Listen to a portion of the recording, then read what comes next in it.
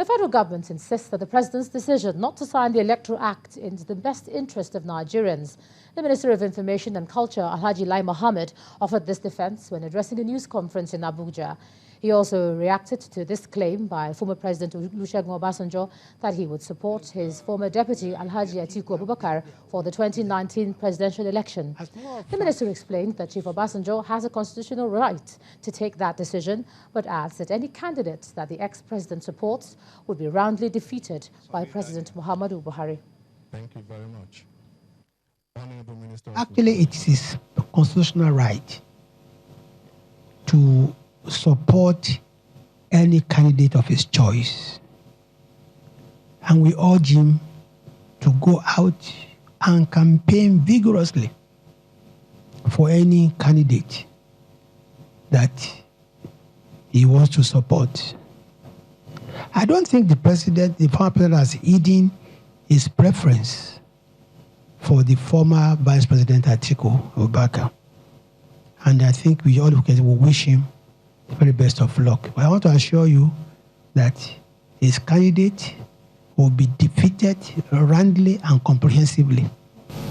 Mr. President has the constitutional responsibility to assent to or send back a bill to National Assembly, and that's exactly what he has done. So I don't see any contradiction or any confusion in that.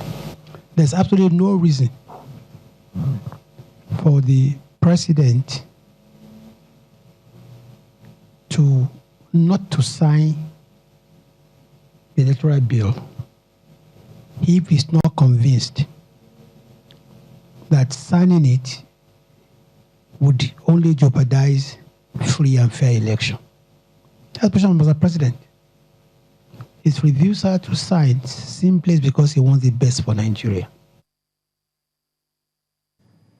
Meanwhile, the presidential candidate of the Allied Congress Party of Nigeria, Dr. Obi Ezekwesili, is calling on President Muhammadu Buhari to have a rethink and sign the Electoral Act Amendment Bill into law. Addressing a news conference in Abuja, Dr. Ezekwesili says the president's refusal to sign the bill for the fourth time will imperil the 2019 elections and erode the progress recorded in Nigeria's democratic journey since 1999. The former education minister, who vowed to mobilize Nigerians to ensure President Buhari rescinds his decision, also appealed to the National Assembly to veto the powers of the president. As a candidate in the 2019 election for the office of the President of the Federal Republic of Nigeria, I have called this emergency press conference in order to let the world know that President Buhari's action is contrary to the tenets of our democracy.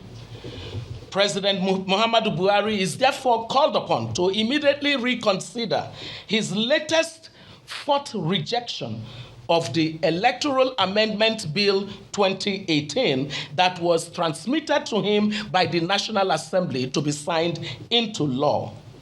Ladies and gentlemen, the excuses of the president for not completing the process that will give Nigeria one of the soundest electoral laws in the world is an assault on our democracy and must be rejected roundly by all Nigerians. Mr. President is dangerously setting up the country and the people for political destabilization in 2019.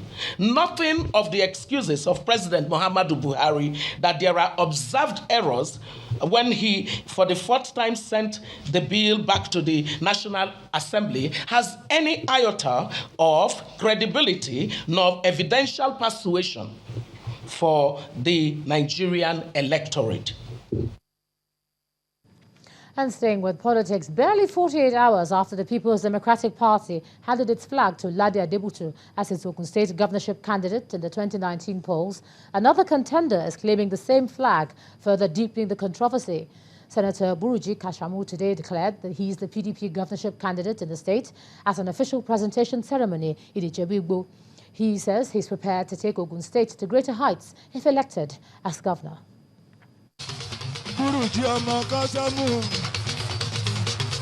Party supporters in their numbers gather at the Omoilu Foundation Complex grounds, Ijebu-Igbo, Ogun State.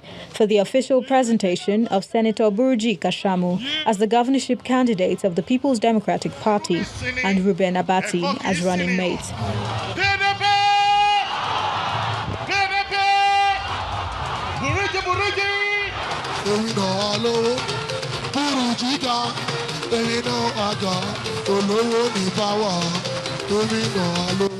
Party chieftains present take turns to comment on the choice of Burji and what it portends for the state. This state deserves the best. And with your cooperation, with your support, with your votes, Burji Kashamu will take this state to greater heights. The governorship candidate is finally presented to the people. I present to you our candidate for 2019 election in Ogun State, Senator Burji Kashamu.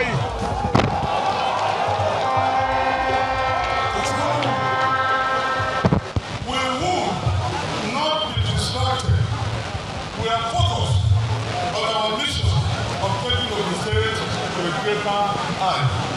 By the grace of the Almighty Allah, I'm an employer of labor with several years of experience in business and human resources management.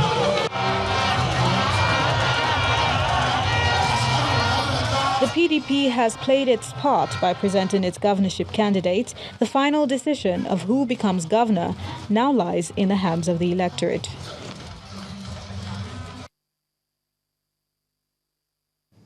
Now, the world loses a whopping $2.3 trillion to corruption annually, and these figures were given by the country representative of the United Nations Office on Drugs and Crime at the unveiling of a report on the corruption risk assessment by President Muhammadu Buhari in Abuja. The report indicates that in spite of the many gains of deploying tools of e-governance like the TSA and the IPPIS, a report is showing that the payment systems are not foolproof. Our State House correspondent Ibrahim Adra reports.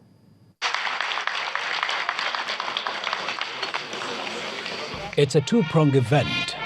First is the unveiling of the Corruption Risk Assessment of Nigeria E-Government Systems report. The 72-page report reveals that the deployment of TSA, IPs and gift-miss have reduced what it described as bureaucratic corruption. However, in the opinion of the ICPC, which compiled the report, the systems are not foolproof. Our findings reveal that there is need for us to maintain a vigilant watch over their operations.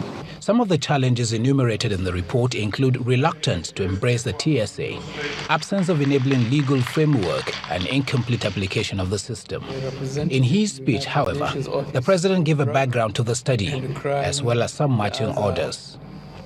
Corruption risk assessment seeks to identify corruption-prone processes and procedures in organizations and recommend appropriate remedial steps. In Nigeria, the methodology has been deployed to a number of sectors, the most recent one being the risk assessment of the country's e-government system, whose report is now available, and the summary presented earlier this morning. I urge them to work assiduously to implement the recommendations of the report. The ICPC had done similar reports on Nigeria's ports, airports, and some MDAs. Also in this hall are heads and senior officers of anti-corruption agencies from African Union member states. They are to undergo a 3-day training on corruption risk assessment under the guidance of the Anti-Corruption Academy of Nigeria, a research and training unit of the ICPC. The country director of the United Nations Office for Drug and Crimes gives the enormity of the effect of corruption. The World Economic Forum estimates that the cost of corruption is at least $2.3 trillion a year, or 5% of the global gross domestic product. The training President Buhari believes will build a robust preventive system that can prevent corrupt practices in African countries. He also promised further support to the academy towards its objective of becoming an African center of excellence. From the presidential villa in Abuja, Ibrahim Adra reporting for Channels Television News. The political environment in Akwa Ibom State has witnessed an interesting development as former chapter executives of the All Progressives Congress in the 31 local government areas of the state today declared their support for the People's Democratic Party. Welcoming the defectors, the governor of Akwa Ibom State, Udom Emmanuel, says the defection is a testament that the PDP is the preferred party to move the nation to greater heights. This excited group of broom-waving men and women are supporters of the All Progressives Congress who have gathered at the Ibom Hall in Akwa Ibom State for an activity not in any way connected to the party. They are here to announce their departure from the party, and they seal their defection with the burning of brooms.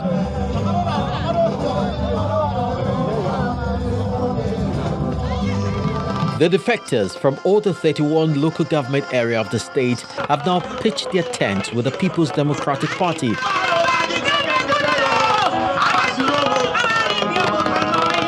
The reason, as stated by their spokesperson, is as a result of what he describes as unfair treatment. I want to thank the governor of Akwa Ibom State. Why not call me now? For allowing us to stay in this place we are today, to express ourselves to the whole world.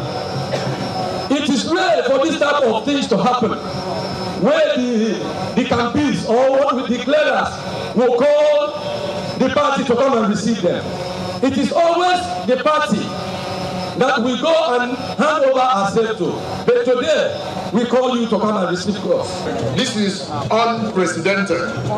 In the history of politics, I've never seen this before. Welcoming the defectors into the PDP fold, the governor of Akwa Ibom State, Udom Emmanuel, assures that posterity will not forget them. People have done what you made history. Normally, the party chairman is the one that should have actually organized and told people to come and join him. But today, over 20,000 of you, and this is just one group. If we were to bring all the groups, International Stadium would have taken us today. You are the document of the party. Thank you, sir. Politics is all about numbers, and as the 2019 election gains momentum, this exercise will definitely boost the confidence of the PDP in the state.